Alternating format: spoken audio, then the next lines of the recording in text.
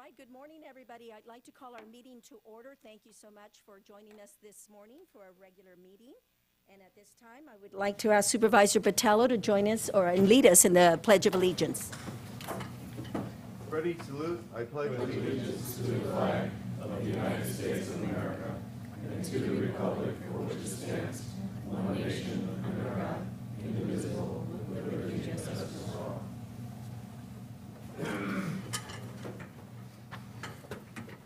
Is there a motion to acknowledge certificate of posting? So moved. Second. All those in favor? Aye. Aye. Opposed? Motion carries. We have now presentations and recognitions. I will entertain a motion to approve all three presentations. I believe there are three. Yes, the three presentations for today. I'll make that motion, Madam Chair. Second. Motion and a second. All those in favor? Aye. Aye. Opposed? Okay, we'll start with the first one, and I will invite Supervisor Botello. I don't know if Robert is here, Robert Scholes, but anybody to receive this award on his behalf? Please come up. Thank you, Madam Chair. Okay.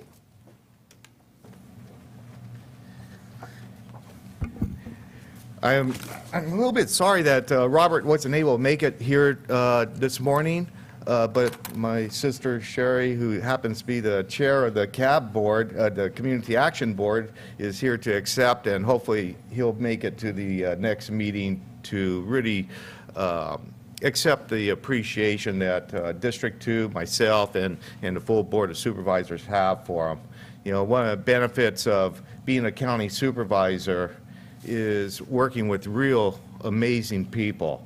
And Robert has been a part of the Community Action Board since I've been elected, which has been about 10.5 years now. And he has been completely dedicated to the task. And he's not going to be easy to replace. And I'm very saddened that he has to take a leave now, but hopefully he could continue to pursue his other activities, most importantly his family and grandkids, and continue to have fun. Anyhow, I want to introduce my sister Sherry Stevenson to say a few words about Robert's service to the county and also about the Community Action Board. Thank you, Supervisor Botello. Thank you. Come here. I'll give hugs to the other supervisors, too. We've all got to be treated equally. That's right. It is an honor to accept this certificate on behalf of Mr. Scholes. But most importantly, it was an honor to work with Mr. Scholes on the Community Action Board. He served the position with dedication and compassion. He did not seek recognition because he believed it his civic duty to serve his community. Community Action Board is committed to serving San Bernardino County residents that are in need of a hands up with compassion and understanding. It takes a special type of person to see beyond themselves and their lives to help their neighbors. Mr. Scholes was one of those who was far and few in between. And this community was fortunate for his volunteered services as long as he did, and with the other outstanding board members who serve now. And I thank everyone who continues to help our community through volunteerism. Currently, our board has 4 vacancies that need to be filled. Please help us find those unique individuals who are dedicated and committed to San Bernardino County with a voice and a vision to make a difference in someone's life. And I invite those who feel the call of selfless civic duty to be a part of our special team and join us in making a positive difference for others. That voice can change someone's future for the better. Thank you. Sherry, thank you. Please give him Sherry, thank our you. best.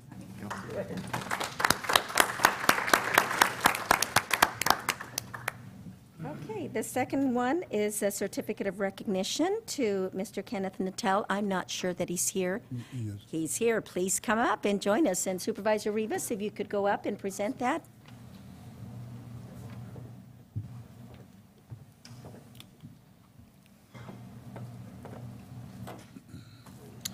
So we have a certificate of recognition for, how do you, Kenneth Natal. Natal? Okay, I don't want to, It's all right.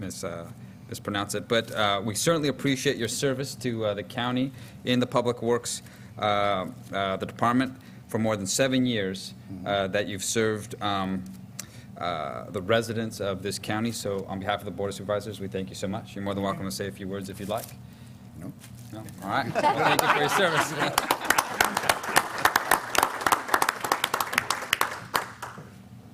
Kenneth, your service has been very much appreciated over the years. You've done a fine job, and we hate to see you go. But I hope you're off to bigger and better things. Madam Chair, if I may? Yes. I'd just like to say a few words. There have been many times that he's been called after hours to give support to our county offices as well as residents at times. So I want to thank you for all his work that he's done here for our county. Okay. Bye-bye. Okay, Office of Emergency Services, we have, and I'll just have our CAO not present this, but introduce this particular presentation. This is coming out of our Office of Emergency Services, and we have Kevin O'Neill here, our OES manager. I'd like to invite him up to the podium along with our, I believe, PG&E representative.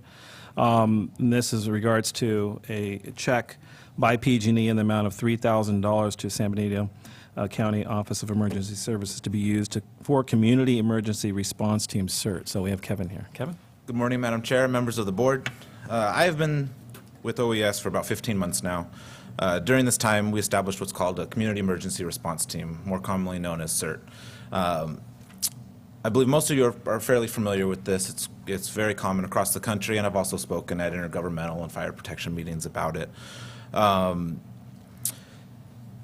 CERT program is a group of volunteers who are trained in a wide range of skills, from first aid to search and rescue to traffic control, and can be used in a large range of emergencies, from a small scale event to a large disaster. Up until recently, we've been working on a very small budget with a lot of volunteer man hours going into it. But I was fortunate enough to apply for a PG&E grant, and Eric Daniels, government relations rep from PG&E, was able to help the program, and he'd like to say a couple words.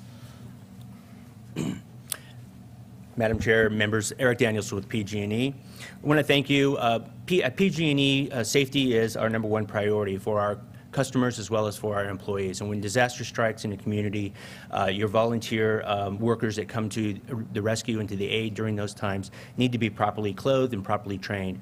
And the CERT program helps to do that through personal protective equipment.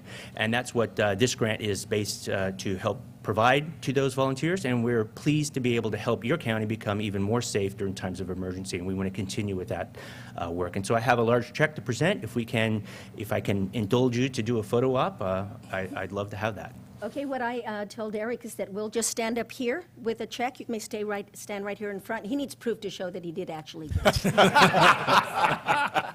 So we want to make sure we send him off with the proof. It's okay, right there's fine.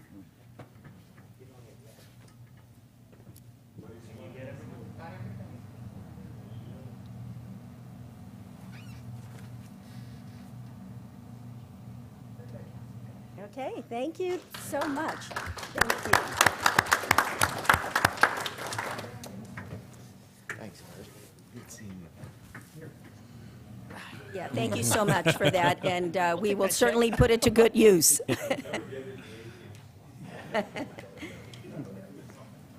Okay, thanks again. Public comment. At this time, I invite anyone from the public that would like to address the board on items that are not on the agenda. You're welcome to come up. Clerk of the board, do we have any speaker cards? We do not. Okay, anyone from the public? Okay, there being none, we'll move to the next item, and that's department head announcement, CAO. Thank you, Madam Chair. Yes. At our last meeting, your board requested that our Health and Human Services Office give you an update with regards to homelessness. So I've invited Jim Riding Sword, our Health and Human Services Director, to trip up to the podium and give an update on the homelessness. Did he say trip?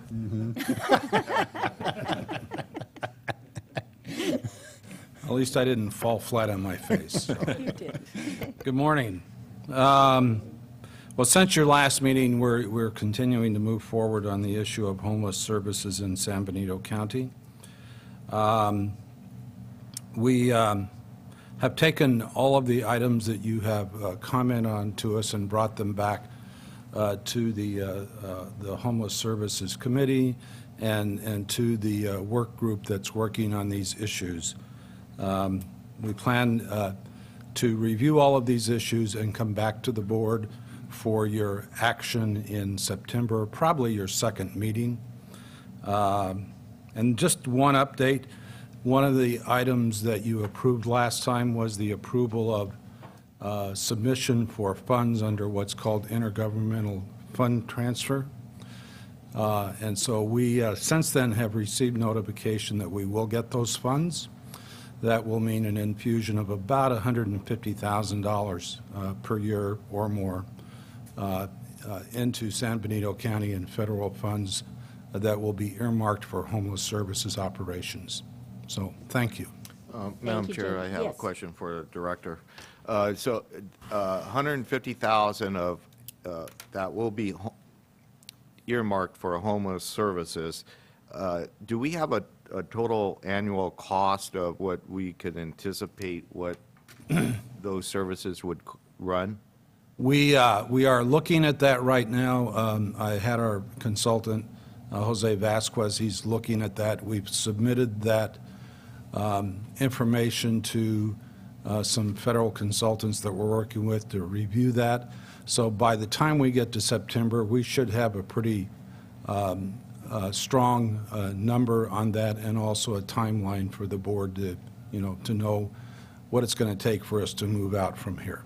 Yeah, that's one of the areas that I'm pretty concerned with as far as the cost of providing the services once we have the facility up in Yeah. operation, and perhaps how we are going to frame the revenues to the expenses to the number of homeless Right. that we can serve. Yeah, and I think what Jim is planning on doing is bringing back in September all that information so that we either at that time be able to make a decision on how we're going to move forward, or at least give us the basis for what will be coming at a future meeting. Is Well, that- and from what we've seen thus far, it doesn't appear to us anyway that that's an issue. It's just walking through the steps, identifying the funding sources, making sure we do all the right things, cross the Ts and dot the Is and not trip on the way to podium.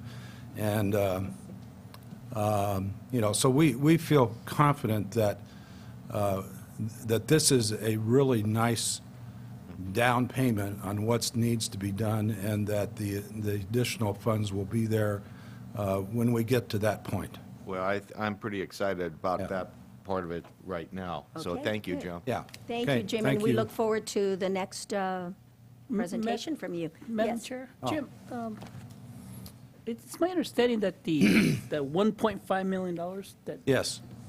is that could only be earmarked for construction, or could it be used for operational? That is for construction. Construction. There are, once we get through the construction phase and have committed those funds, then we can go back to that same force, the community CBG, Community Block Development Grant.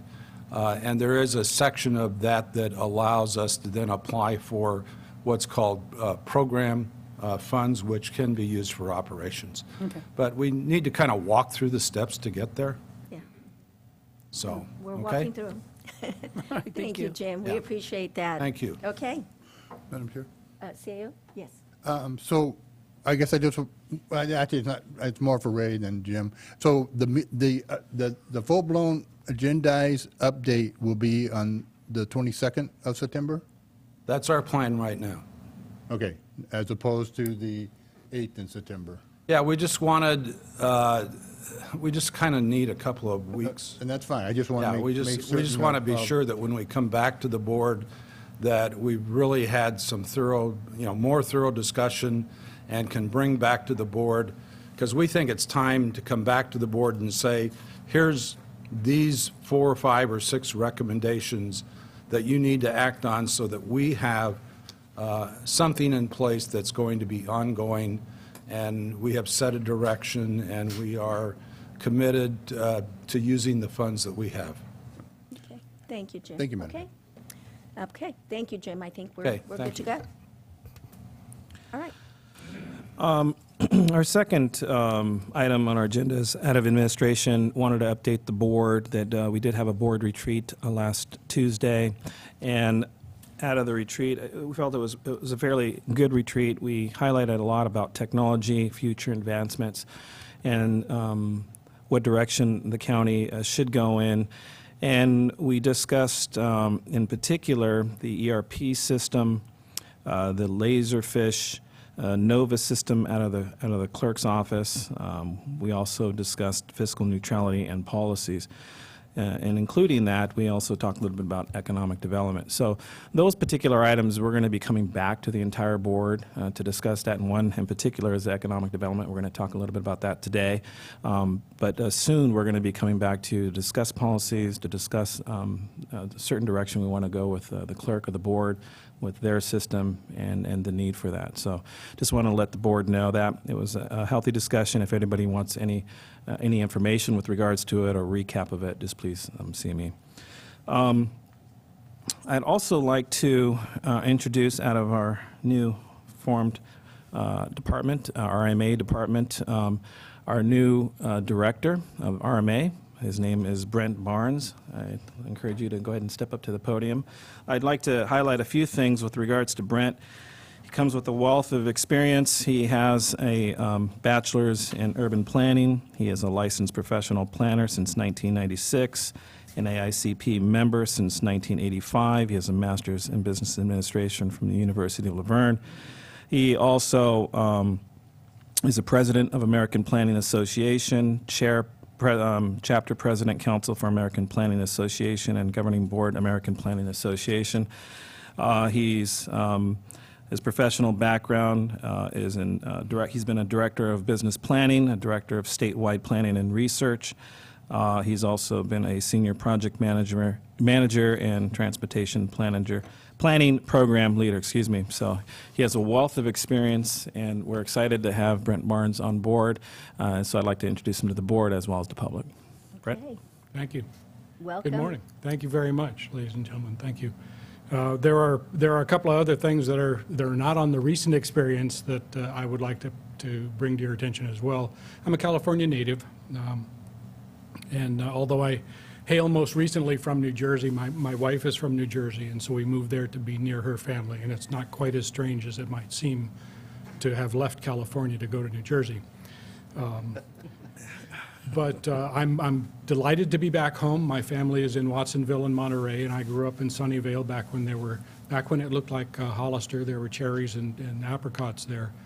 And so I have a lot of California experience. I'm not new to CEQA or any of the other unique things that are California. And I'm delighted to be here and taking on the challenges and opportunities and hopefully folding those two things together to create really incredible successes for the county. I invite you to bring your ideas and your issues, and let's have at them. Any questions that I might answer at this point? Yeah, anyone, Supervisor Botello? Well, we won't disappoint you on the challenges. I beat staring at the walls. Yeah, and, welcome back to California, and I think you made the proper move. I've been to New Jersey, and it's an interesting state. Isn't but it, though?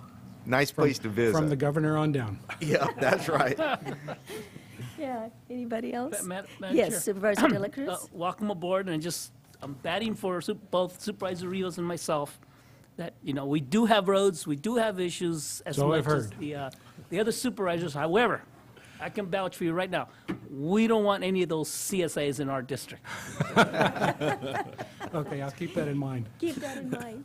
Well, I want to welcome you. We're delighted to have you Thank you so And I hope much. you have a wonderful, stay, and welcome back to California. Thank you. And welcome to the San Benito County family. Thank you very We much. embrace you. Okay, All thank right. you.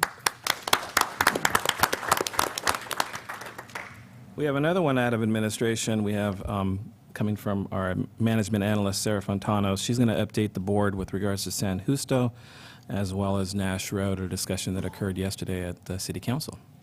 Good morning. Apparently, I'm used to morning meetings, not evening, as I started last night's public comment with good morning. And they were kind enough to point out to me that it was not day anymore. Hey, that's how busy you are. Right. I did attend, and I would like to say that happily, they did adopt Resolution 2015-159. I don't have the exact brand new one. It did happen yesterday, but there were a few changes. But basically, it authorized the mayor to execute an agreement with the high school district and the county to allow the closure of Nash Road. Wow. So it's a great step in the right direction. Hopefully, that'll be enough for the school district to start really working with us on the land and the bypass. We will be following with meetings with both the school and the cities to clarify a few things. It's a little unclear right now if they're talking temporary closure or permanent closure, and, that delicate dance that we have to do in regards to the engineering and public works steps, those kind of phase processes. So we'll be working with them and hope to bring that back and any other kind of agreement to your board. The second piece is San Justo.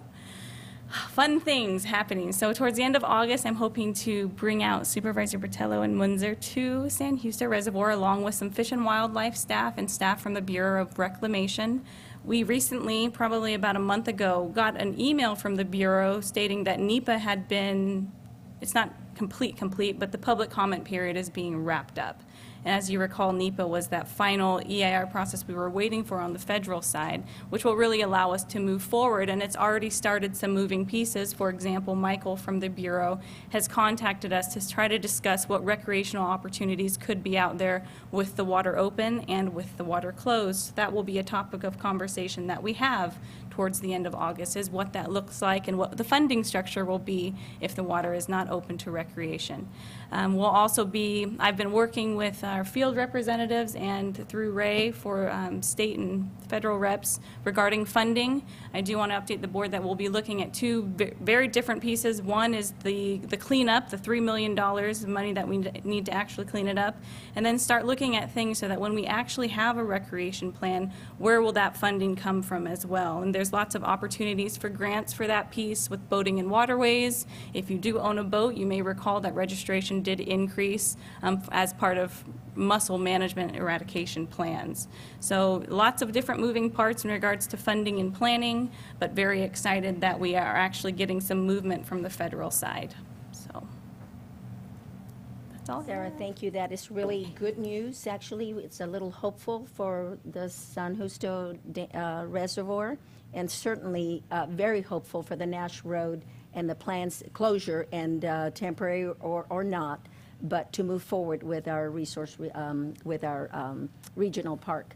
So thank you for that info. You're welcome. So, Madam Chair. Yes. So Sarah, in 6 months or so, I'll be able to go to San Justo and fish? I'm not going to say that, Supervisor. That's all I care. Soon enough. Hopefully not in another 8 years. And before I go, I did want to, and last but not least, we do have an intern on board. Her name is Teresa Nieves. She is born in Gilroy, but Hollister raised. San Jose State graduate soon to be, and she's decided to join us, hopefully looking at a lot of grant opportunities, and will be helping us with a lot of the things that I can't do. So. Well, welcome. Right. Thank you, Sarah. No problem. Were you going to ask a question, Supervisor Botello? You had that Yeah, look. no, yeah, I did have that look, and, I'm really excited about the meeting that we're have out at San Justo. I think that is a critical issue for our county, and it's time to have a plan to go forward. And with that plan, we should be able to apply for grants to, for mussel, I won't say eradication, but control and open that very important public area to the back again to the community. And so I'm looking forward to having some progress now. I am too. I think the rest of the board feels the same way. So thank you for that info, Sarah. Not a problem. Okay. Okay. CAO? Yeah, thanks. One last comment. We actually have a new timer system out of our clerk of the board. It's on our podium as you look there. We have 3 lights. We have a green, yellow, and red light. I know this was requested some time back from your board. We have green lights on right now. As you can see, this is set for 3 minutes. As soon as we hit the 2-minute, 30-second marker, it'll turn yellow. That basically gives the speaker about 30 seconds to wrap up, and then after that, it'll hit 3 minutes and it'll start beeping. So just wanted to let the board know, as well as the speakers know, that we have a new timer and to keep track of their time. Yeah. Great. Okay, well, thank you. I know that other counties use those, and I won't have to yell at anybody. That's great. It'll make my job a little easier.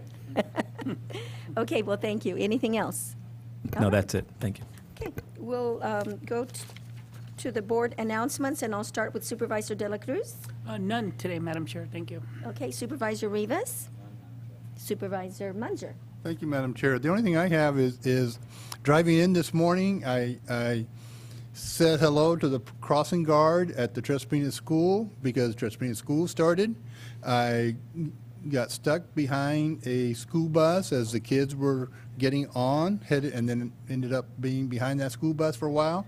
And while I was behind it, I thought, I need to be patient because those are the kids that are going to be paying for my Medicare in a few years. Yes, they are. So with school opening, I just want to remind the public to drive carefully.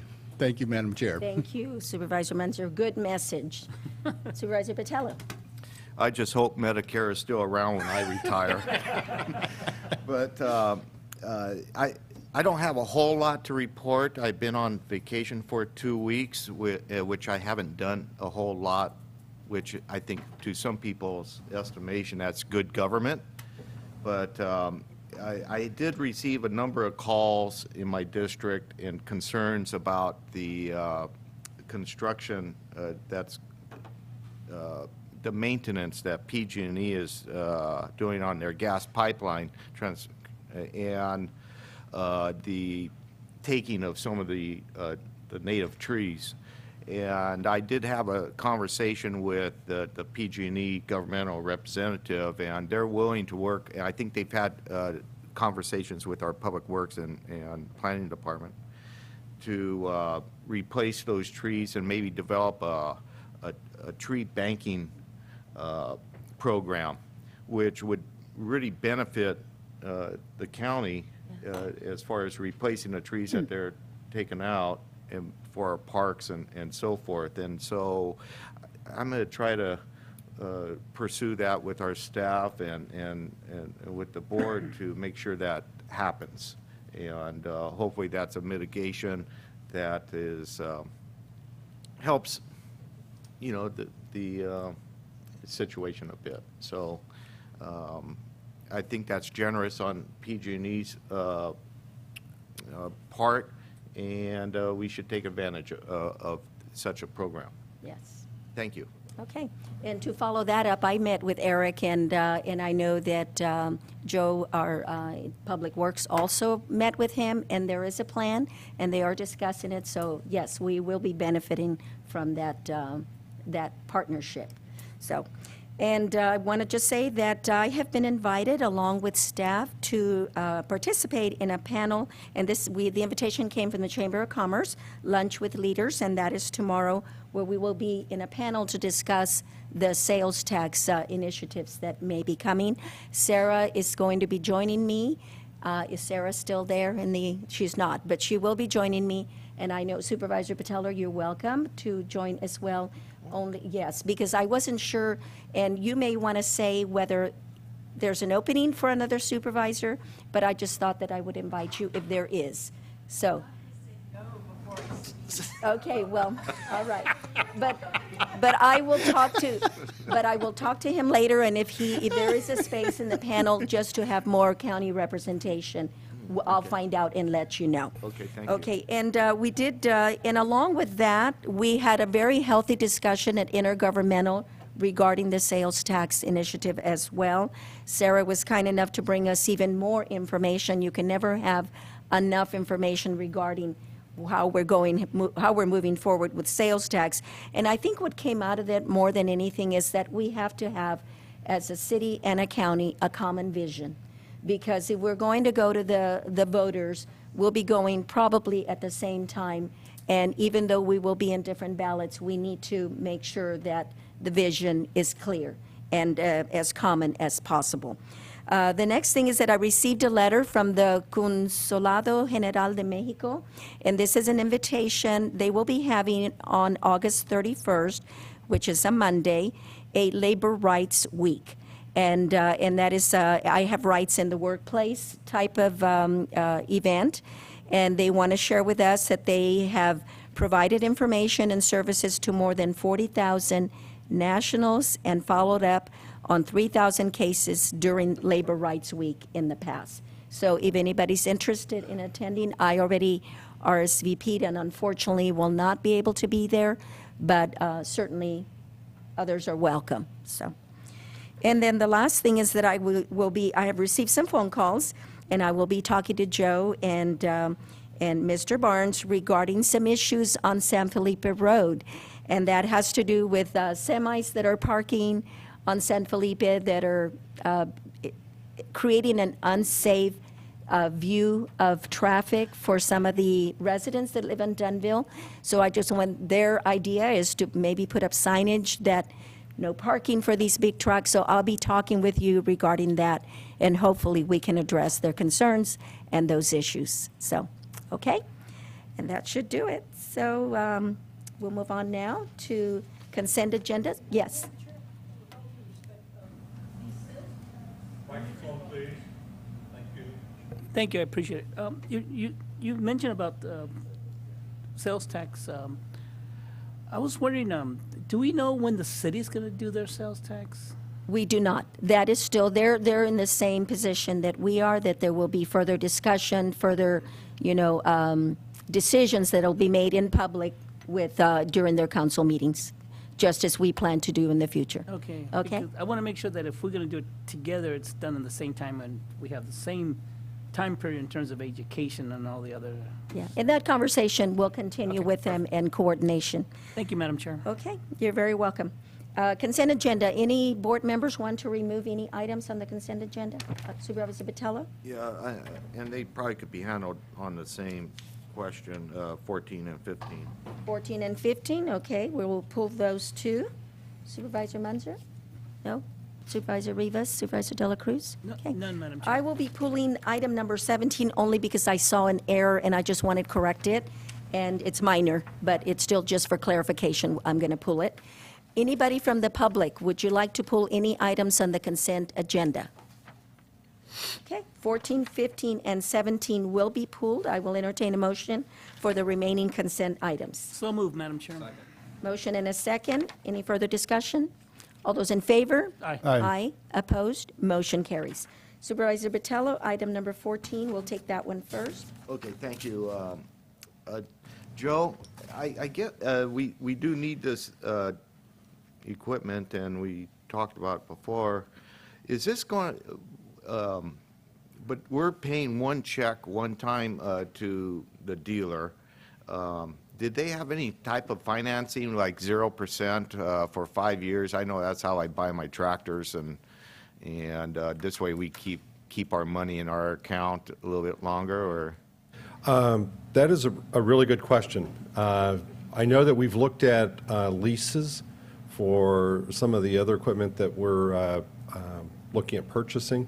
On these, we went off of a National Joint Purchasing Agreement, so it's a government contract, and so it's just, that's the price.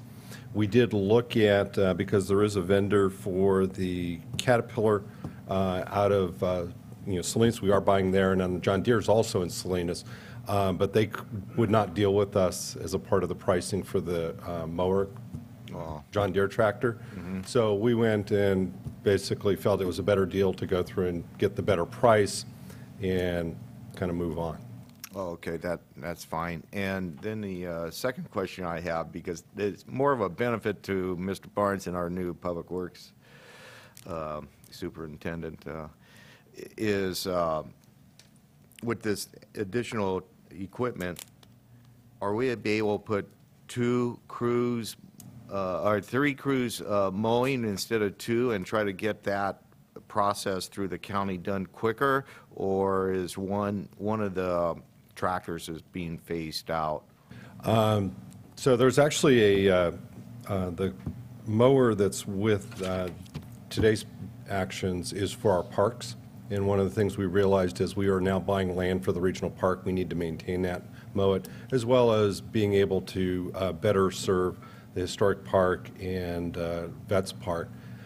So that's why that piece of equipment and all the attachments you see there, it's scaled to a park versus what we're doing on the roads. There's a separate action we were going to put on today's agenda that we've pulled back off, which is for a road mower.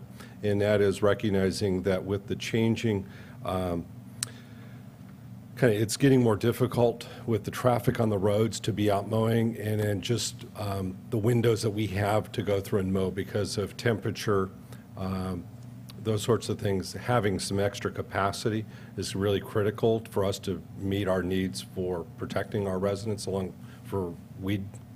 So we are expanding our capacity with this, and it's really related to with the increased development that's going on in the county, the more traffic that's going on the road. So like on getting out on Fairview, for us to get out and mow that, it's really an undertaking because the amount of traffic and the speed that it moves at, it just, we are not as efficient as we used to be over the years ago.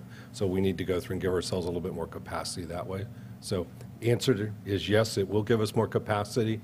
But in some ways, as we're growing, it makes us less efficient in doing that capacity. Right, yeah, because I think it's kind of dealing with that issue is pretty key and being sensitive of what happened in my district with, along the San Juan Highway 156 with the recent fires. And, if we could do anything that we can to kind of move that job ahead a little bit, I'm certainly want to be supportive of that. Yeah, no, we want to make sure we're able to do it. If we can only mow like 3 hours a day in between windows of traffic and heat, then we need to have the capacity to hit that and then go do other things. Yeah, that's important to note. And, coming back from Canada from my vacation, I stopped in Oregon, and there was a pretty large fire, thousands of acres, and how it started was an individual was mowing his property, and that's how easy it is to catch, have a major incident. So it's on my mind anyway. Oh, yeah.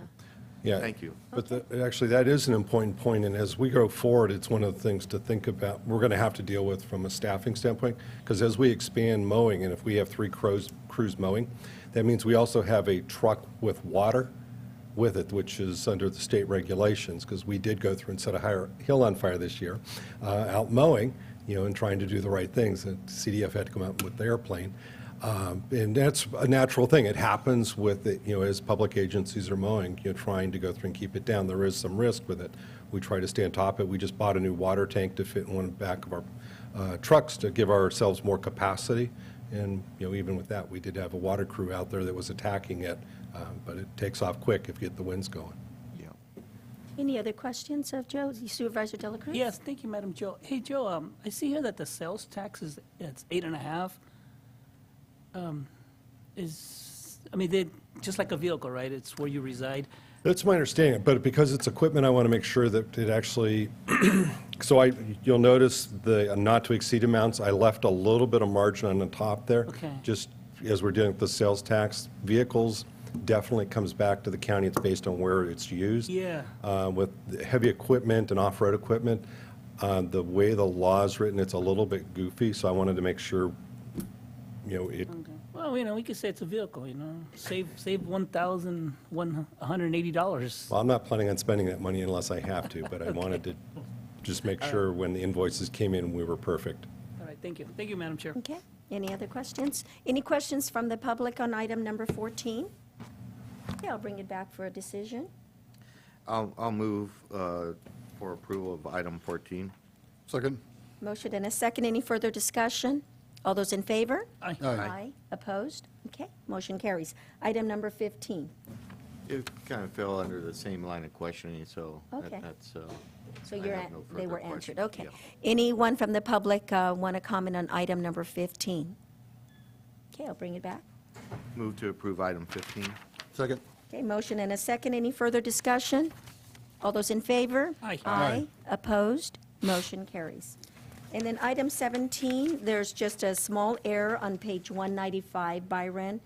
I know that it states on there that the cost deposit balance of at least $10,000, but then it has in parentheses 20,000.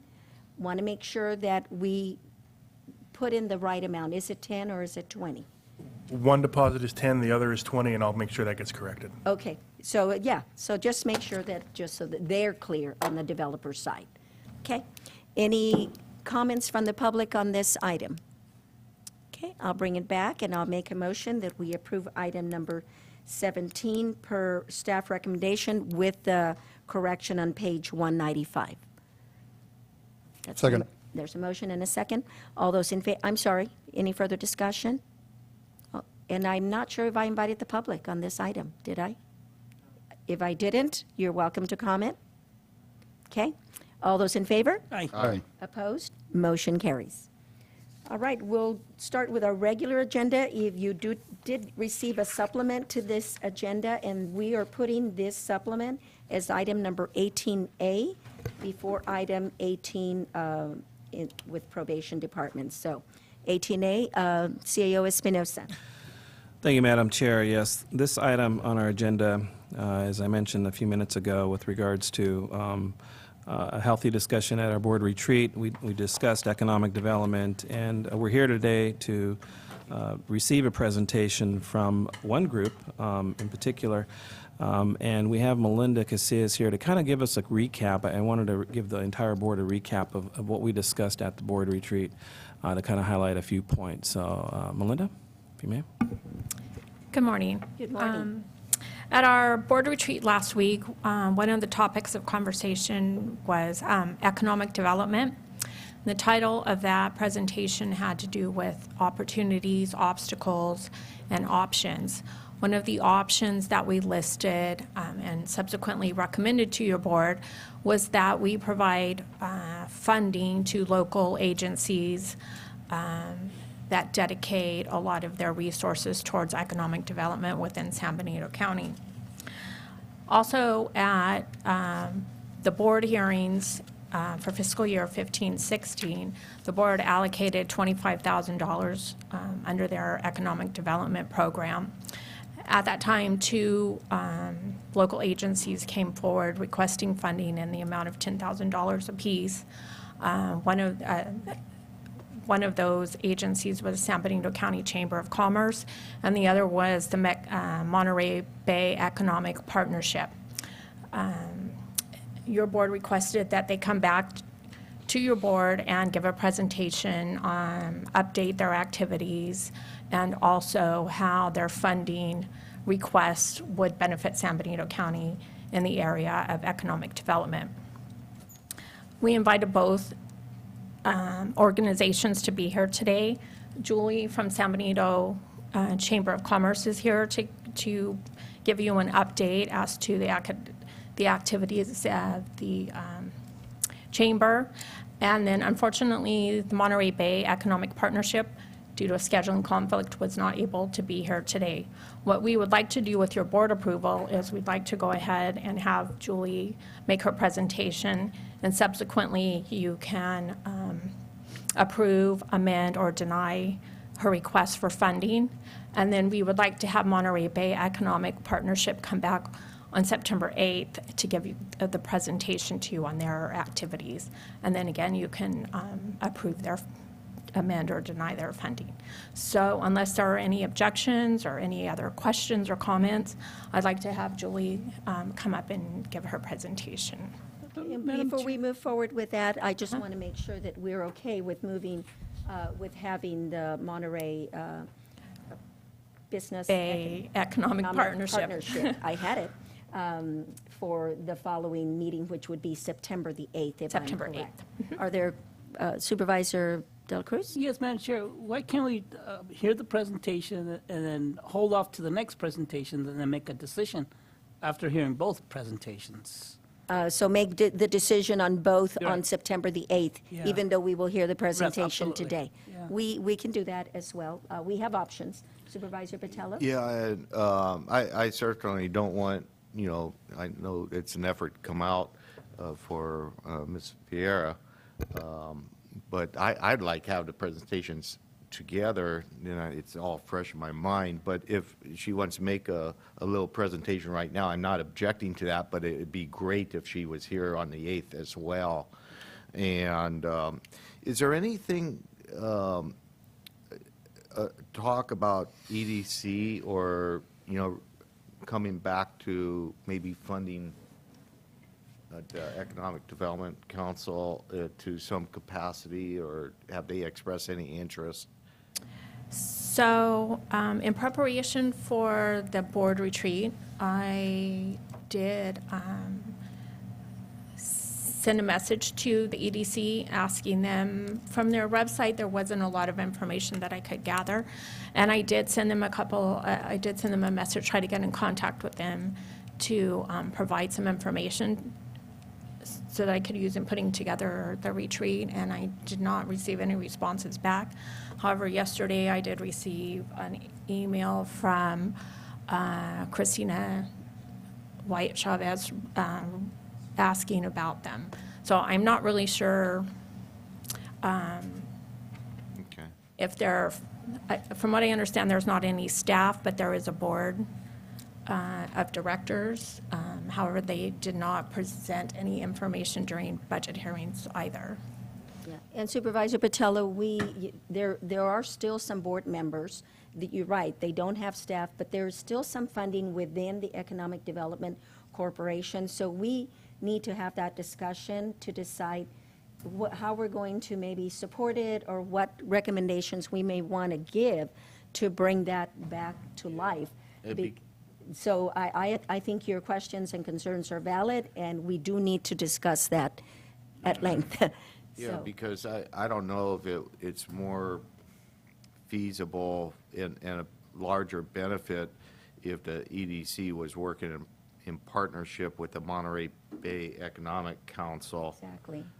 Partnership, and in this way, we could see, I just don't want to throw money out there and say I we're agree. doing something. It's not working for me anymore.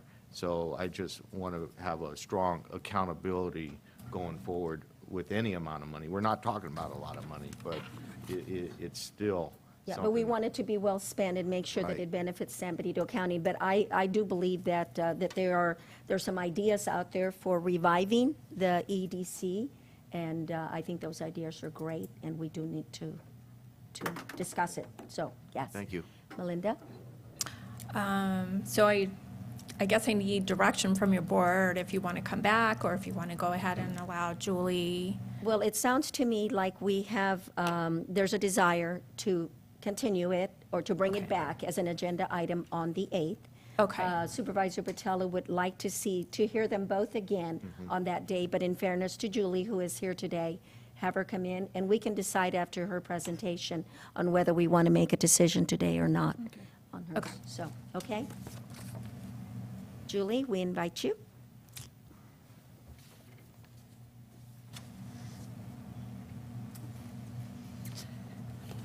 Good morning. Good morning. Okay, I think you each have the report in front of you. I made the presentation in May regarding the request. I'm not sure where the $10,000 came up, because I never put a dollar amount on my request. I just presented you with what the chamber was doing as far as tourism. So that was presented back in May, along with our Phase 2 of what we were doing. So that was all presented to you back in May. So you should have those in your records. So those were both presented in May. What you have today is an update of what we're doing. And to kind of give the board a little bit of maybe more, to be more comfortable with the chamber and what we're doing, I just want to share with you that the chamber membership has increased over 83% since October of last year when I started. We've applied for $166,000 in grants, and we've received over $225,000 in grants for specific programs for our community. So there are others that are very comfortable with the chamber in moving forward in what we're doing. So phase 2 there, you can see on your list that one of the things that we want to do is do a directory, kind of like a lot of the other communities around us have. And I have some examples here for you to look at. The cost of that would be the $4,217.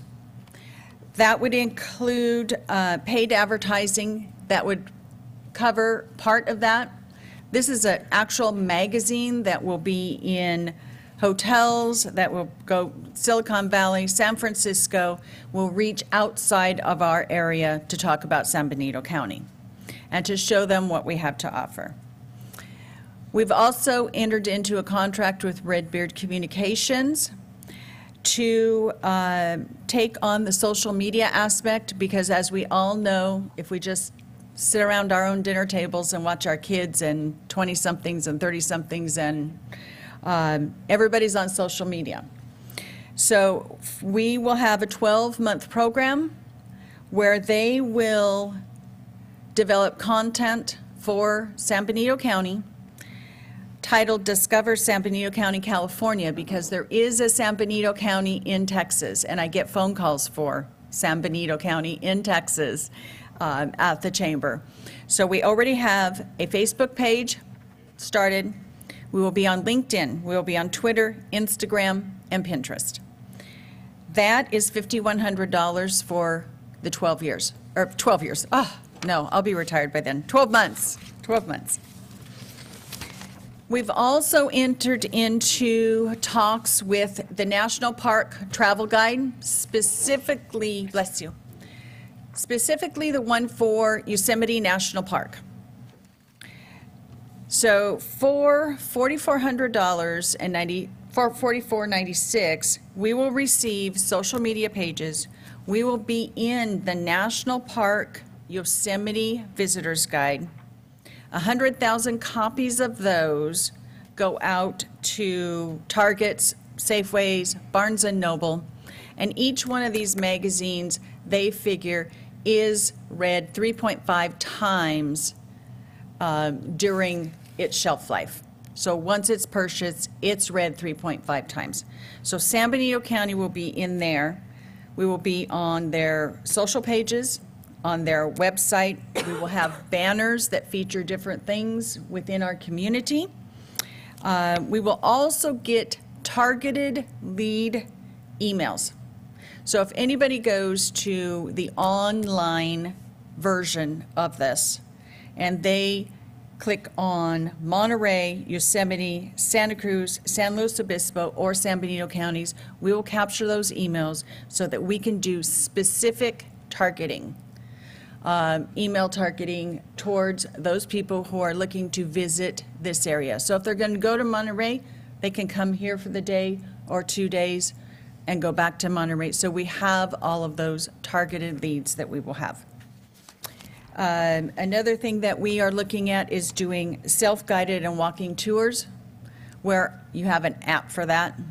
And you can go around, and we have countless things. They can go to the wine and all of our beer breweries. They can go bird watching. They can go rock hunting. And they will have an app. They will have an itinerary. It will be both on the chamber website and the tourism website that is this close to being finished. And it will be under Discover San Benito County. So we have purchased about 30 URLs that will all dump into Discover San Benito County. If you are looking, visit Hollister, visit San Juan, visit New Idra, visit Piscinas, visit San Juan Bautista, all of those will dump into our website, and that will bring them to San Benito County. So we will have the website, the self-guiding tours, and they can walk or drive them. Media education about San Benito County. We have to not only educate our local community. I had the pleasure of speaking at the ambassadors group that the San Benito County Fair puts on. I asked how many kids in that group had been to the Pinnacles, and I was surprised. There were maybe 17, 18 kids in there, the ages 15 to 17. Less than half of them had been to the Pinnacles. And then I asked how many of them had been to Casa de Fruta. I would say maybe half of them had been to Casa de Fruta, and they live in San Benito County. And so I asked other questions about our community, and I was surprised. I would say maybe a third of them knew the answers to, like, have you been to the mission?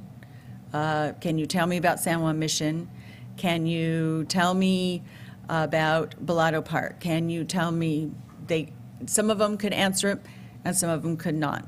So my last question to them was, how many generations has your family been in San Benito County? Most of them have been here 3 and 4 generations, but they had not been to what we have here in our community. So they're our ambassadors. Everybody who lives here is an ambassador to our community. So if they haven't visited, so we have to educate our community. So that is another portion of education, not only our community, but the surrounding area, with billboards, window displays, newspaper, radio, television, and YouTube. So Redbeard Communications has put together a program that will include all of that for the next 12 months for San Benito County. And that comes as with a price tag of $20,000. We have a trade show booth that we are working on that we will take to trade shows throughout California.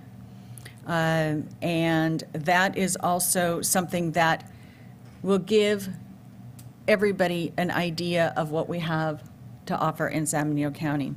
So our projected budget, after we have looked through all of the ideas and all of the things that we would like to do in our county, is about $71,608.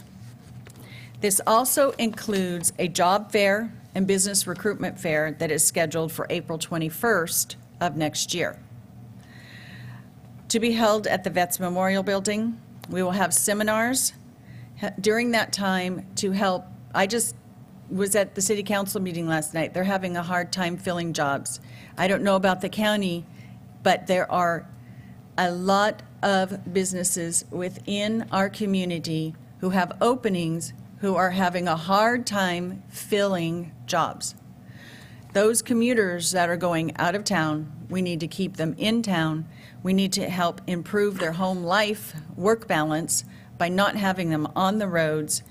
So this job fair will concentrate on job recruitment, recruiting people to work in our businesses in San Benito County, and a portion of that will also be a business recruitment luncheon that I am inviting the city officials and county officials to encourage representatives from other businesses to attend that day.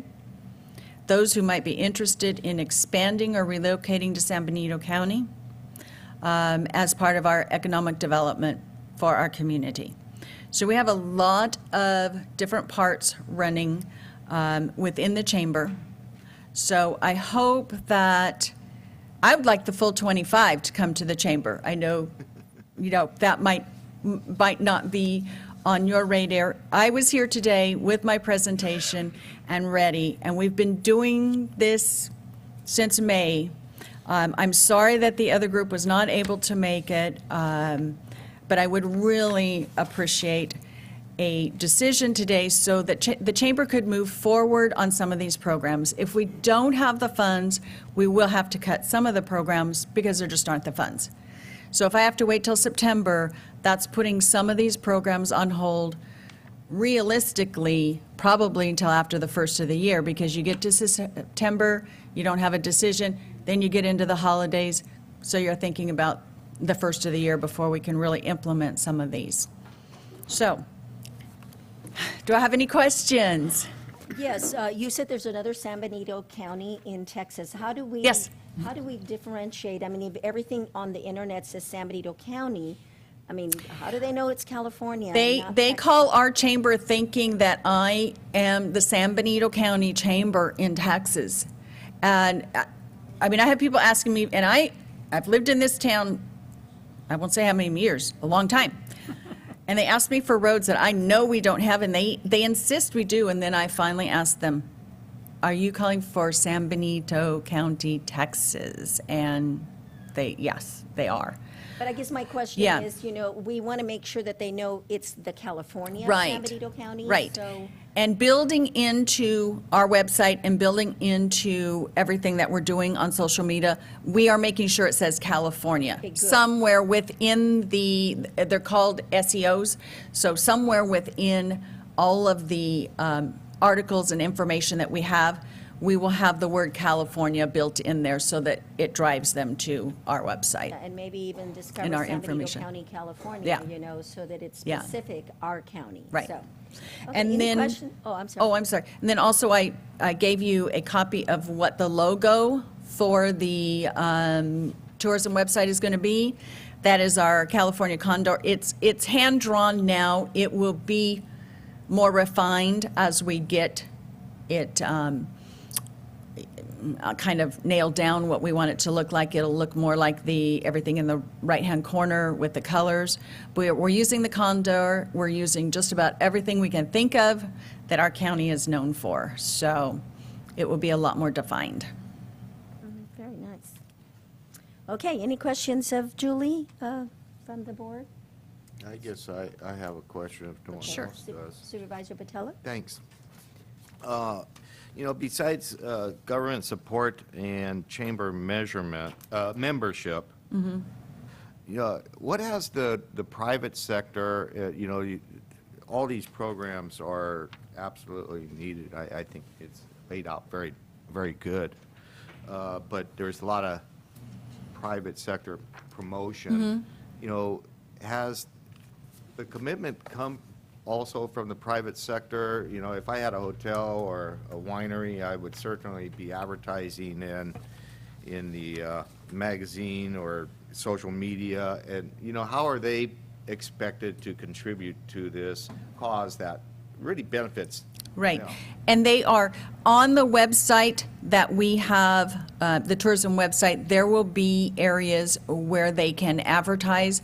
Those funds will go into the tourism funds. So there will be sections for them to be able to advertise their business and their information on the tourism website. That money will go into tourism. Some of the grants that we have applied for are PG&E, Safeway, Target. So they are other grants from within our community that we have applied for. Once we get something for our membership to look at with the website, I think it will be easier to sell to them that, hey, we are moving forward, we are doing this for the community, and I think we'll have easier buy-in. But yes, we have a tourism committee that has just about a representative from each type of hospitality industry in San Benito County that's represented on it.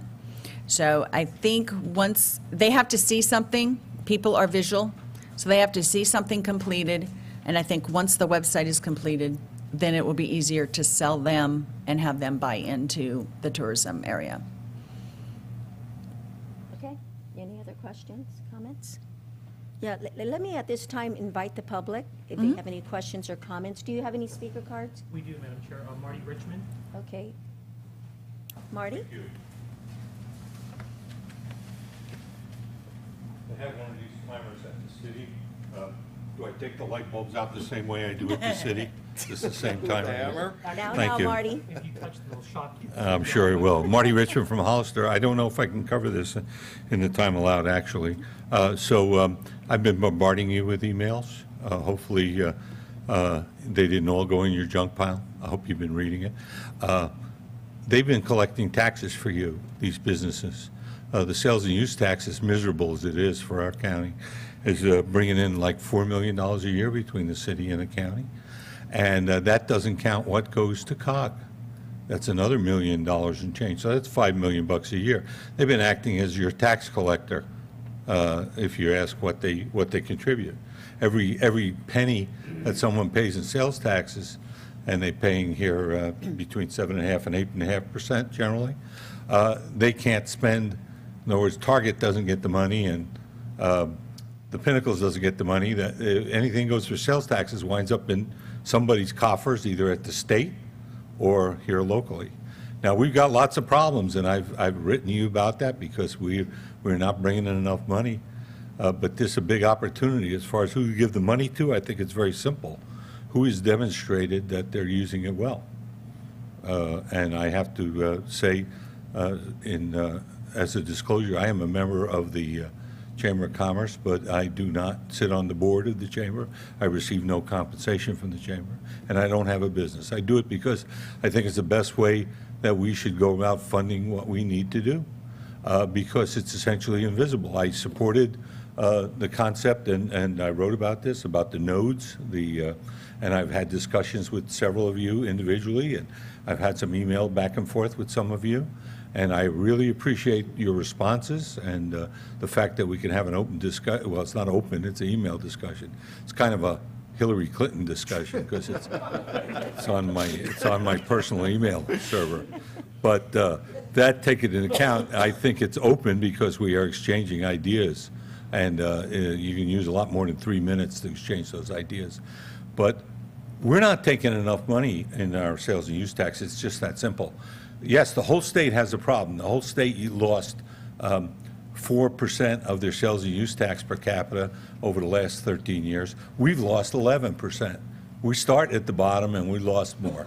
When you throw in inflation, this is a scary number. When you throw in the buying power, we have lost 32%. So we have got to kick this up. As far as Monterey goes, I have no inferiority complex when it comes to Monterey County. They're not giving us the ocean. We shouldn't give them $10,000 to promote. They've got all the promotion money they make. They make more in TOT taxes than the entire city of Hollister has in their budget. Okay? I don't think that's a good way to do it. I think you ought to keep it local. I think you ought to give Julie the 20 grand because she showed she uses it well. Thank you. Thank you, Marty. Okay, any other speaker cards? Yes, Mr. Johnson. Okay. Morning, Board. My name is Aaron Johnson. My day job is at Granite Rock Company, and I'm a vice president there. That's what I'm not talking to you about today. Another job I have is I'm the president of the San Benito County EDC Corporation. You know, we've had a long kind of hiatus for the last year or two, and we would like to entertain the board's audience to hear a presentation of what we want to do for the next several years. Our focus will be on telling the good story that San Benito County has to offer for businesses that want to site themselves here. To that end, over the last about, 14 months that we've not had any government funding for, we've, through our private funding, have developed a modest website that does some modest tracking of businesses looking to site themselves here. We're going to improve that website with information that we're going to generate through building stakeholders with the county with the financial elements of the general plan. We want to focus our efforts to building EDC memberships with stakeholders to help the county implement their financial elements of your general plan over the next couple of years. We don't expect this to cost a lot of money. It's $5,000 to $15,000 range. We would like to give that proposal on the 8th. We did have a warm body answering our phone, and recently we found out that she wasn't picking up. She was with Hollister, City of Hollister, so we'll be repairing that soon and figuring out where those emails went to. But I would have a proposal to give to you today, but some of our very active board members, Ken Lindsay, Mary Humble, Brenda Witherly, Gillian Enns Bowles, have not been able to review our latest proposal and give me permission to present it to you today. So we're just kind of in a timing issue. So for 2 weeks out, we'll have a proposal to accomplish the financial elements of the general plan, partnering with the county, and getting that information up onto a website so we can tell the good story of San Benito County. So that's a placehold to hopefully we can get in there. So I'm sorry we weren't prepared more today. This was kind of cuff of the time, but any questions or? No, I'm glad that you're here to at least, make yourself known and that the EDC is still alive. We Yeah. just need to really maybe rejuvenate it. It has served us well in the past, and I really, you have a very experienced board that really has a lot of fingers out there in the economic development part. So I welcome you. I mean, if the other board members are okay for the presentation on the 8th, I would like to get a full-blown, some sort of presentation and request if that is your goal. That is our goal. I'm honored to work on that board. There's some great people on that board that really care about the community. The staffing issue has been, a challenge because we have a great membership from PG&E, I should say, and that's on our website. And they're offering new businesses 30% discounts in their energy to come in there. I try to get it for existing businesses, of course, but. So are we all okay? I mean, the request has been made. We can include them in the September the 8th present. Supervisor Rivas and then Supervisor Batella. Yeah, I don't support it, and I don't support it because, we're talking about $20,000 or, $25,000. It's a drop in the bucket. And I think that if we move to, invest this money with several organizations, it's inefficient. And I think it's inefficient because it's just such a small amount of money. And what I want to avoid is I think, although we haven't heard the presentation, just the comments that were made, about this vision and about getting their word out, what it amounts to is duplication.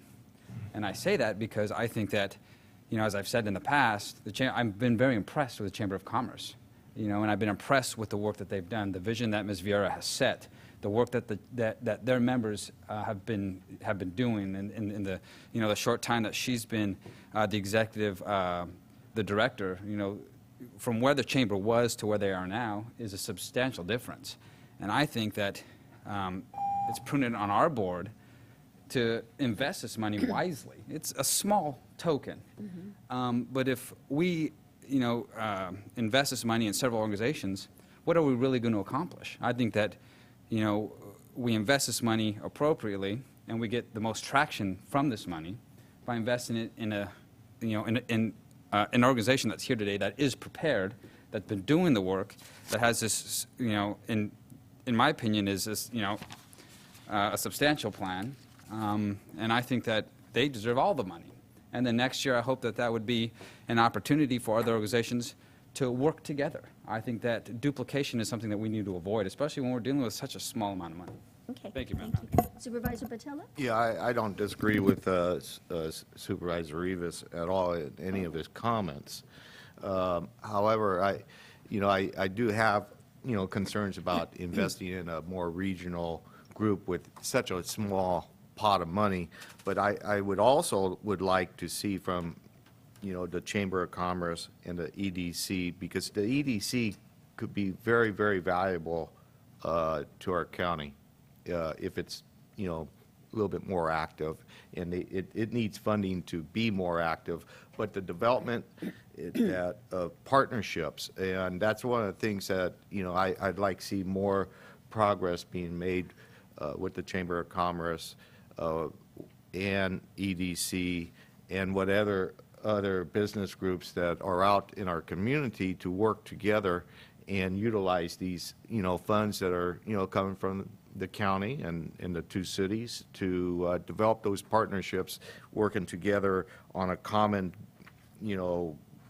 goal with some of the programs that Julie was able to outline today.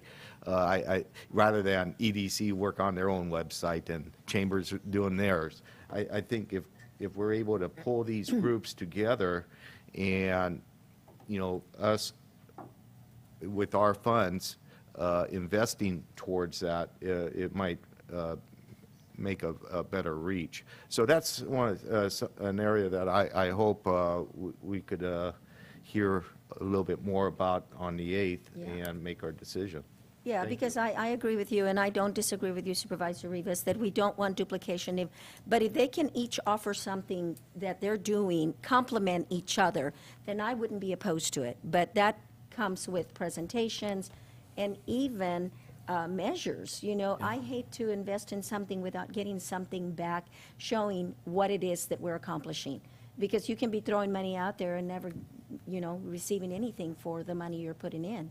But if you can show us that certain things have occurred, then I am willing to invest in that commitment. So, okay, CAO, you had some comments? Yeah, that was the comment I was going to make. Out of our board retreat, I think the consensus of the board is to have measures or a return on investment to see what we're putting in and what are we going to be getting back from these groups, and also to have quarterly reports as well.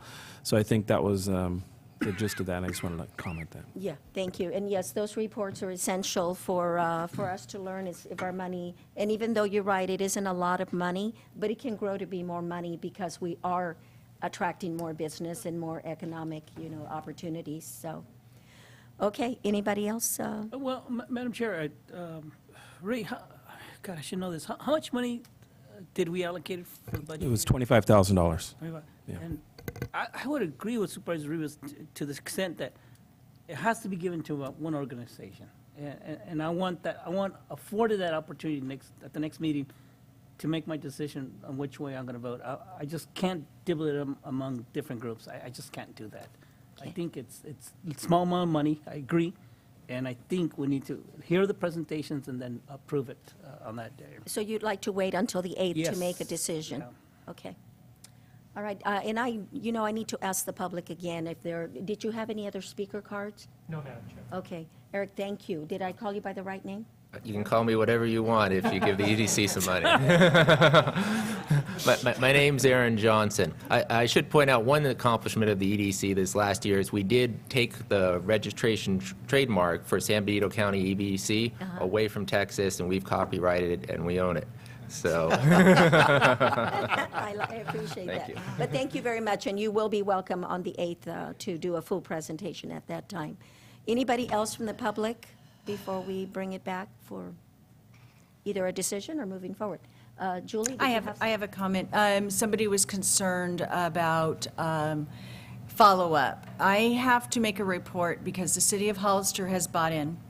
The city of Hollister has given us $100,000 to work on this, and I make a report to them quarterly on what we have accomplished. So the same would be for the county and for their funds.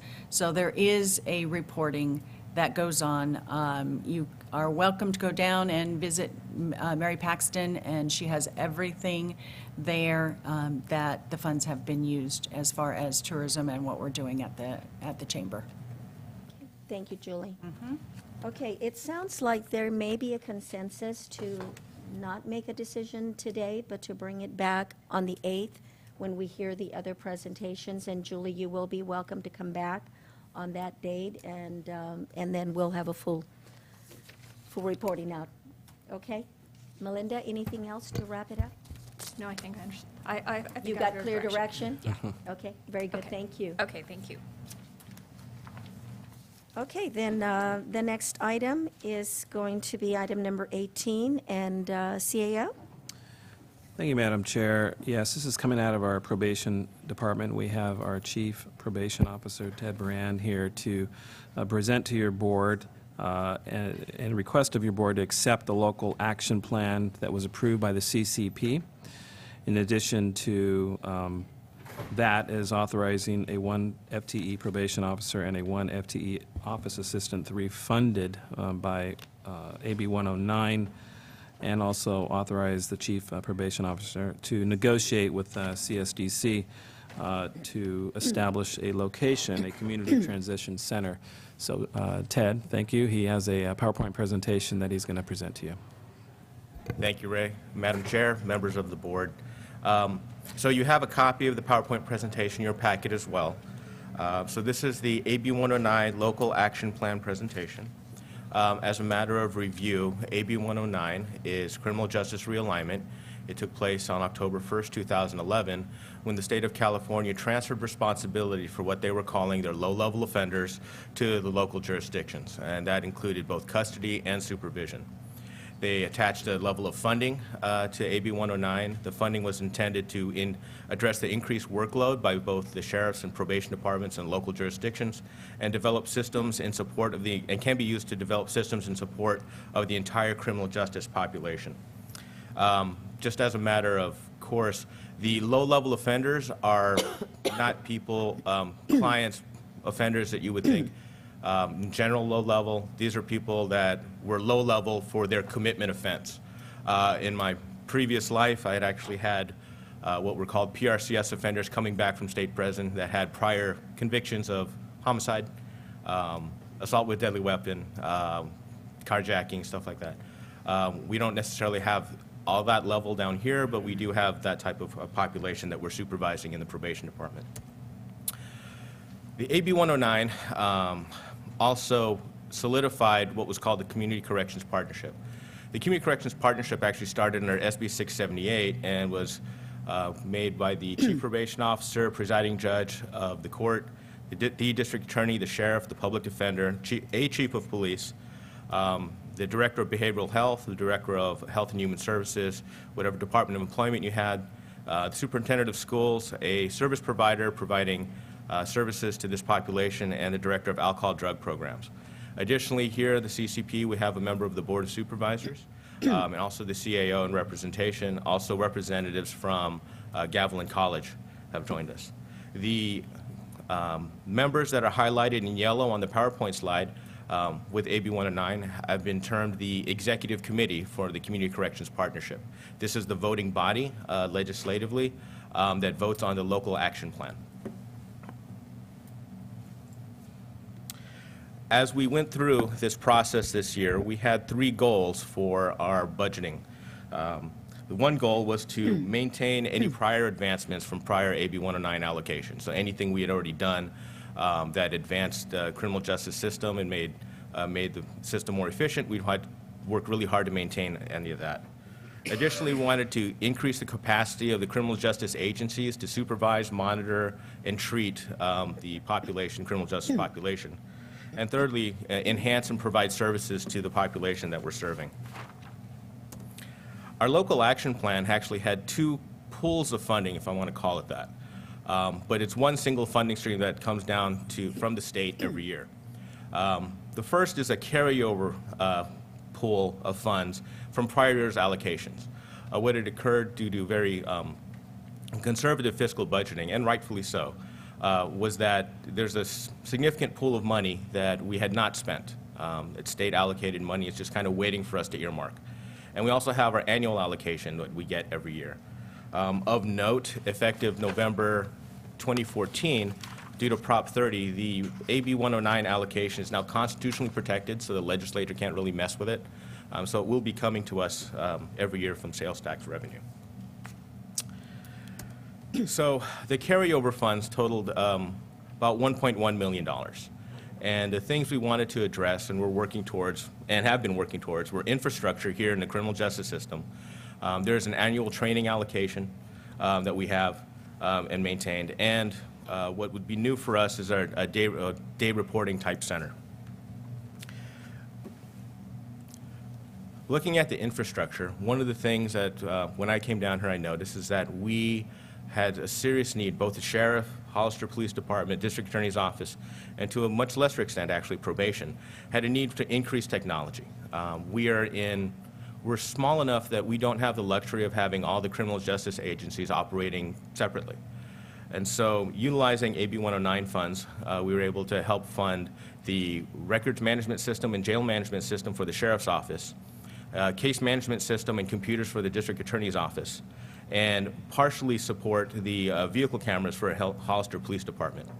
Also recommended for this year is a vehicle for probation to enhance supervision and surveillance and enforcement and accountability for the offenders. One of the things in all my training that I know that if you don't have the computer systems in place, it makes it very, very difficult to count. Repeatedly at the conversations, we were talking about the annual reporting that we are required to do to the state and the manual counting that has to be done in order to get that and to get it accurately. One of my personal philosophies is that if you can't measure it, you can't really manage it. And so in that effort, working to the JMS and RMS systems for the Sheriff's Office and the DA's office will make that much more efficient and actually be able to help us target our interventions much more accurately. Our training budget is about $15,000. It's primarily for staff and members of the CCP and allied agencies to attend conferences related to realignment and reentry for treatment, et cetera. A lot of it, in my opinion, is going to be geared and should be geared towards what's called evidence-based practices training. Evidence-based practices for a few of you have been subjected to, and I will say subjected to, my little 20-minute class on evidence-based practices. And so, but it is the wave of community corrections and criminal justice across the nation and internationally, actually, where you're applying science of behavioral sciences to criminal justice populations and knowing what it is that you can do to actually help treat these individuals.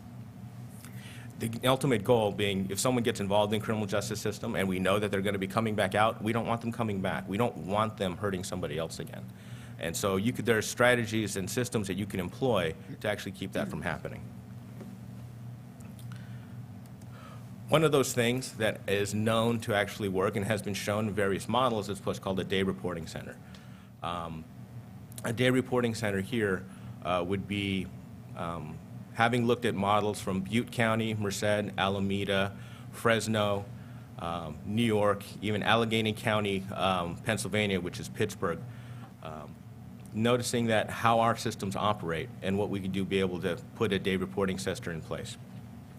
The day reporting center that we have envisioned is actually more of a triaging center, and it's a place where people getting released from custody and or involved in the criminal justice system and their families would go to basically help navigate the system. One of the things I've noticed and observed here is that we have a lot of services in place for offenders and their families, but navigating that system and that process is actually very difficult, and it's onerous for people. We don't have manuals for it, they don't have manuals for it, and it changes. The designated site by the CCP, identified site, is at 1111 San Felipe.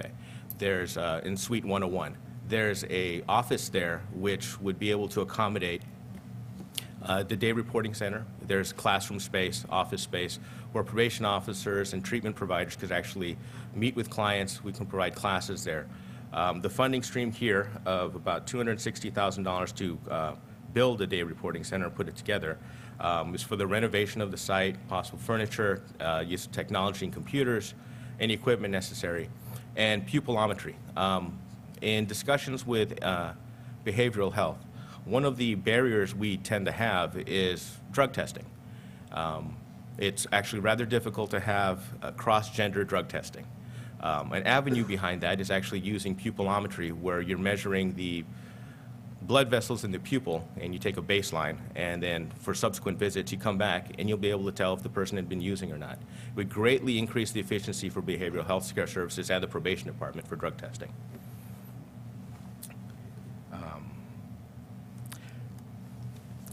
For the annual allocation, which is about $1.7 million, we can divide this into about 4 different topic areas, from suppression and intervention to assisting the sheriff with custody, and once again, the day reporting / community transition center. Under the suppression aspect, one of the things we wish to do is partner with Hollister Police Department, creating a special enforcement team or pair to do compliance checks on supervisees throughout the by the probation department. One of the reasons we're looking at Hollister Police Department and helping for them fund a police officer for this effort is that the vast majority of my clientele, my probationers, actually live in the city of Hollister. So partnering with them would actually be much more efficient and would also bring Hollister PD out into the outlying areas as well. This special enforcement detail would be tertiarily assigned to the unit task force, supervised by the unit task force commander on a day-to-day basis, and their primary mission would be compliance operations, making sure that the people that we have in the community under my supervision are actually doing the things that they're supposed to be doing. Under the intervention aspect, we have a number of positions of probation officers to probation aide, adding family therapy this year, academic education, employability training, academic counseling, increasing our drug treatment and sober living environment, that's what SLE is, sober living environment, and residential drug treatment, which is much more intensive than a sober living environment. Miscellaneous direct aid to the offender, and I will come back and explain that, and eligibility assessment by HHSA. The probation officers and the probation aides will actually help the offenders and clients and their families navigate the system, provide referrals or resources through the day reporting center. The family therapy, the reason we picked these specific areas of family therapy, academic education, employability training, and drug and alcohol treatment is when the San Benito County Probation Department implements a risk needs assessment tool. And using this risk needs assessment tool, you can actually identify which specific criminogenic areas are in most need. The top 4 needs for the population we supervise, looking at the over 1,000 risk needs assessments we have, are, coincidentally, family therapy, employability training, academic counseling, and drug treatment. So by focusing that and those areas in the day reporting center for the intervention, we can actually treat the most people and get the most bang for our buck. The miscellaneous direct aid to the offender. Experience has taught me, and actually not just anecdotally, but statistically to a smaller extent in my former county, is that one of the greatest barriers for people to get past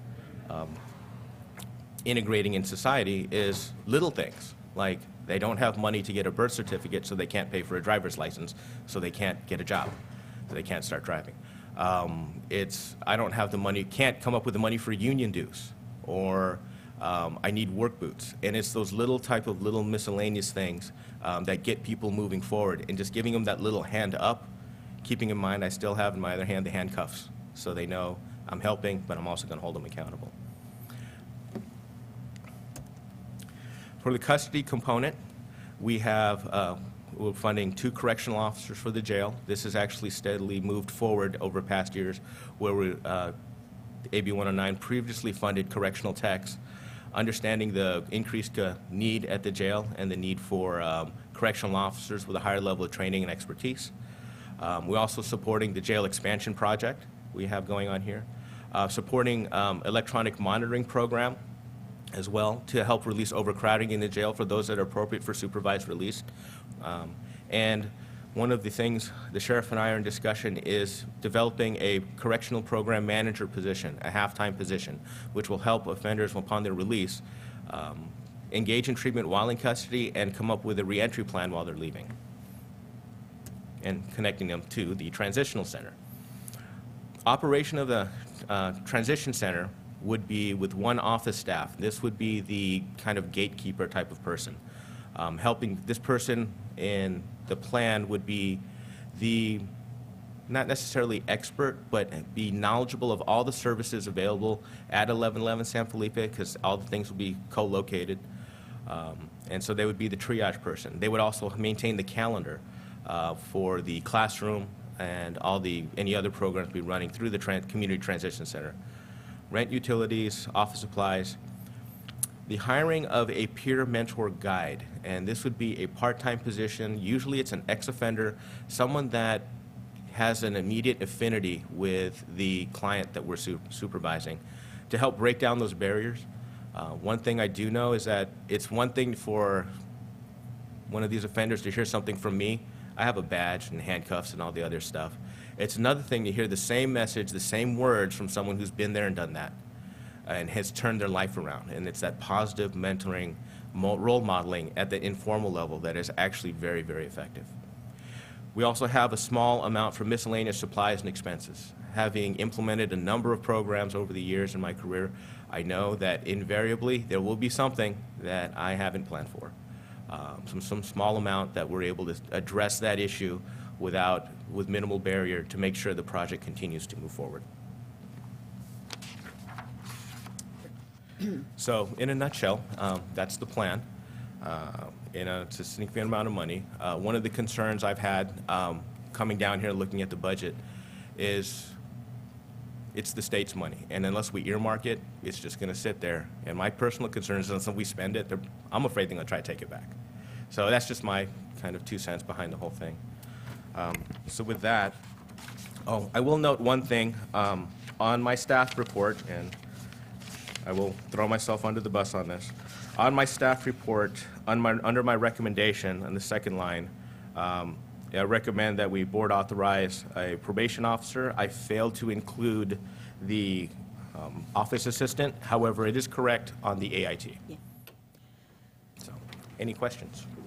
Okay, if we could have the lights back on, thank you so much. Any questions from the board before we move forward? Yeah, there was. And you know, I have to say, because I sit on the CCP, our CAO has attended some of the meetings. If you look at the list of folks that are on that partnership, these are the folks that are embedded in this business. They're the ones that have to deal with them on a daily, regular basis. What is this transition center would really provide somebody coming out of the jail an opportunity to get a warm hand and say, look, this is there for you. Try to take advantage of it. We will guide you through it. There will be somebody there to lead them through the process, and they will be more successful. It's already a proven best practice. Yes, it is. And other communities are using it. And why have this money sitting there when you can put it to use to help your community? And so I think the decisions are great, well thought out, and the approval was done unanimously by these partners. So I support it. So Supervisor De La Cruz? Yes, Madam Chair. Ray, this AB 109, is that a forever funding? And I mean, it's more of a joke, really, I'll be honest, because when it comes to government, there's no such thing as a forever.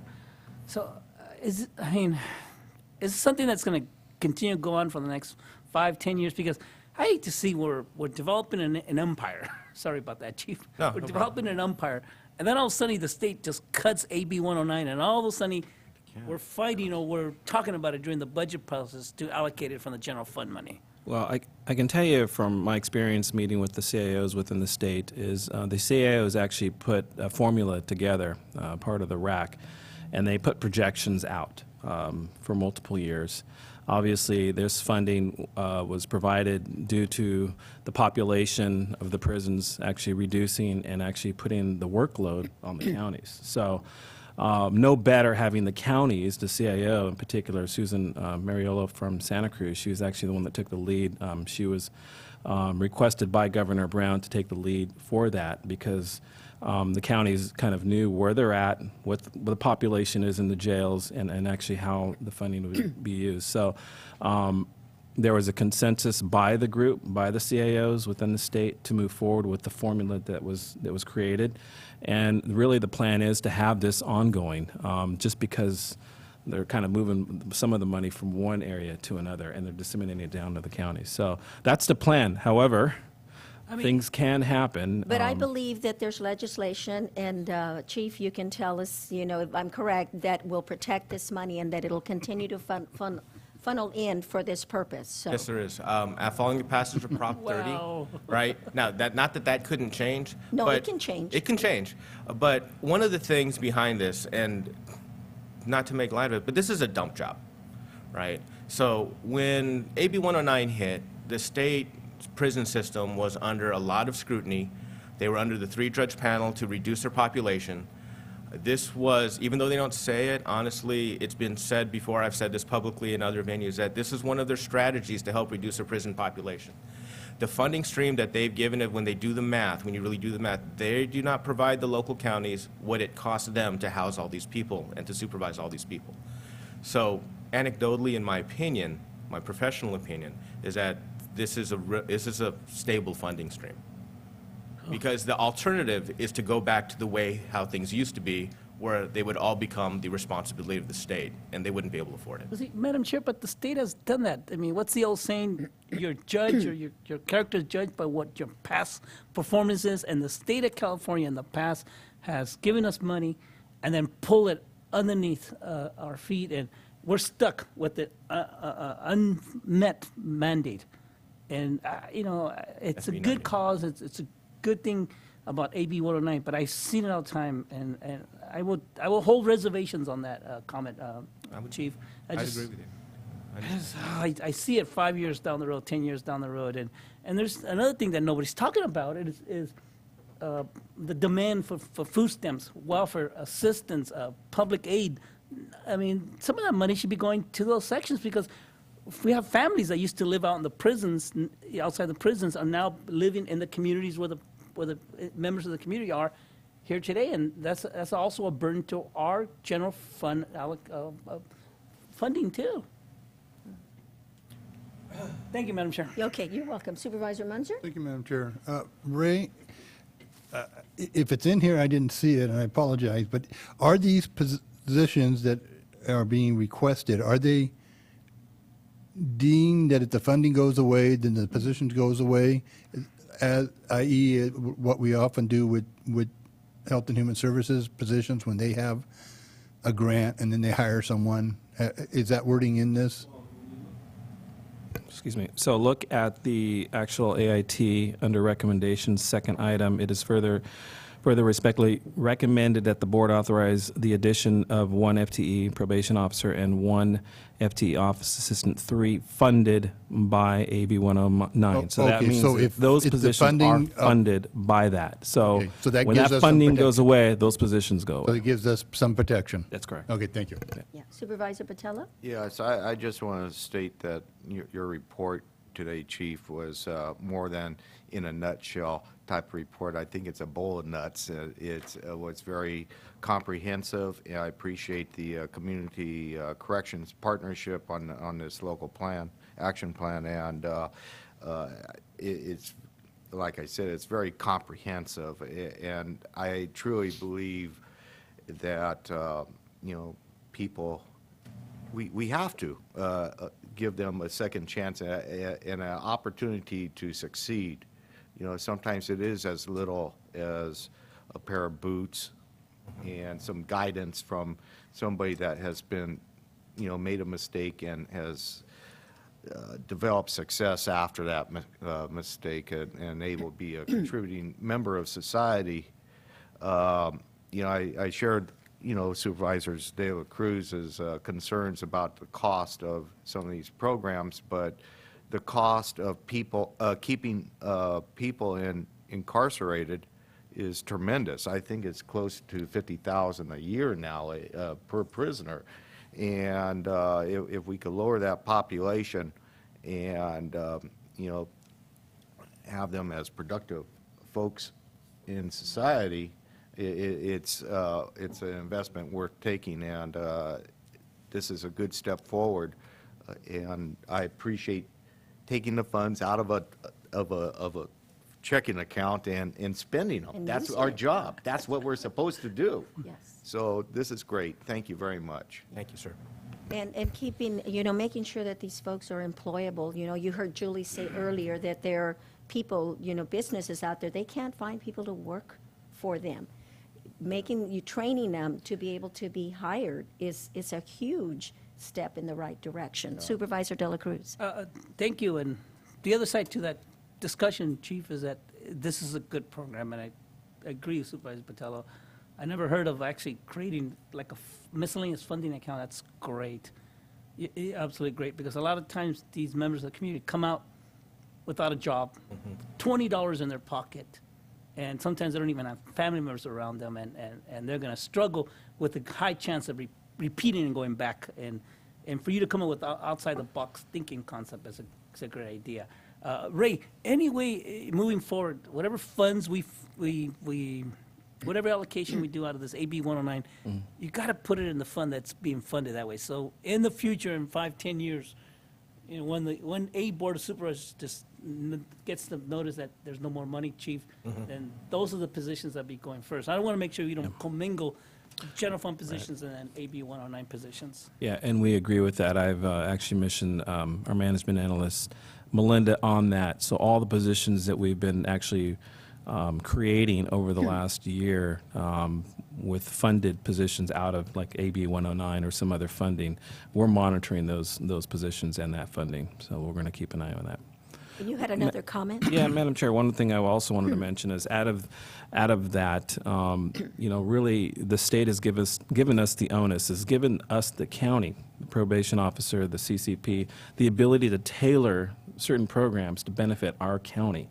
So it's actually a good thing what we're doing here, because maybe this program may not work for a large county or some other entity, but Chief Ted Moran has actually looked at that. He's kind of looked at where we're at and has designed this. So I think it's a good thing, actually, and what the state has given us. Yeah, and I want to point out also the technology part of when they first, back in 2011, when we first started to get the funding for AB 109, it was about data. And they said you have to have good data to be able to address the concerns that are specific for your county. And you mentioned it earlier that without that information, you can't really move forward. Yes. And so we were so behind in technology that this is going to bring us to a level that we've never been before. At the DA's office, the sheriff's department, the police cars, we're really moving forward in technology as we should have been years ago, and I'm glad that we now have that opportunity. So, okay, any comments from the public? None? Okay, no cards? Okay, so I'll bring it back for a decision from the board. Motion to approve, Madam Chair. I will second your motion per staff recommendation. Any further discussion? All those in favor? Aye. Aye. Opposed? Motion carries unanimously. Okay, so now what we're going to do, we'll be taking a break after our council reports information on the closed items. We'll take a short break, go into closed session, and come back and report out. Thank you, Madam Chair. Board of Supervisors will now adjourn into closed session to discuss agenda items number 19 through 22 on today's agenda. Agenda item number 19 is to meet in closed session to confer with the county's labor negotiators. Those agency designated representatives are Allison Hauk, Ray Espinoza, Joe Paul Gonzalez, Melinda Casillas, Georgia Cochran, and Steve Coffey. The employee organizations involved are Institutions Association, Law Enforcement Management, Management Employee Group, SEIU Local 521, the General Unit Employees, SEIU United Long-Term Care Workers Local 6434, the Deputy Sheriff's Association, Confidential and Confidential Management, department heads, and unrepresented employees. Authority to meet can be found in California Government Code Section 54957.6. Agenda item number 20 is to meet in closed session to confer with legal counsel regarding existing litigation pursuant to subdivisions A and D1 of Government Code Section 54956.9.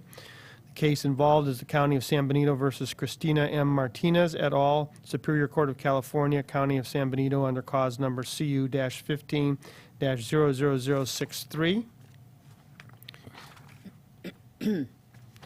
Agenda item number 21 is to meet in closed session and confer with legal counsel regarding existing litigation under subdivisions A and D1 of Government Code Section 54956.9. The name of the case involved is the County of San Benito versus Maximo R. Orinales and Juanita L. Orinales et al., Superior Court of California, filed in the County of San Benito under case number CU-15-0077. And finally, agenda item number 22 is to meet in closed session and confer with legal counsel regarding anticipated litigation and the initiation of litigation pursuant to subdivision D4 of section 54956.9, and that is in 2 cases. Thank you. Okay. Anyone from the public that would like to address the board on any of these closed session items? There being none, we will adjourn to closed session after a short break.